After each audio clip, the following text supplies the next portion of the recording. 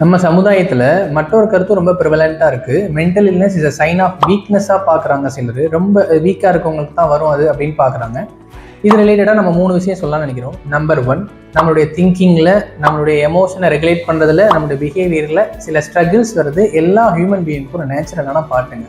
Number 2, எப்படி உடல்நல பிரச்சனைகள் வர்றதுக்கு சில காரணங்கள் டாக்டர் சொல்கிறாங்களோ, like age factor, diet factor, ஒபீஸாக இருக்காங்க, ஒரு ஜெனட்டிக் ஃபேக்டர் இருக்கும். அதே மாதிரி மென்டல் இல்னஸ்க்கும் சில ஃபேக்டர்ஸ் இருக்குங்க. பயாலஜிக்கல் ஃபேக்டர், சைக்கலாஜிக்கல் ஃபேக்டர், தென் சோசியல் ஃபேக்டர் இருக்குது. நம்பர் 3, டயபெட்டிஸ் இருக்குது, ஹைப்பர் டென்ஷன் இருக்குது. இதெல்லாம் மக்கள் வீக்னஸாக பார்க்க மாட்டேறீங்க. பட் ஆனால் மனநல பிரச்சனையை மட்டும் வீக்னஸாக பார்க்குறதுல ஒரு லாஜிக்கே இல்லைங்க.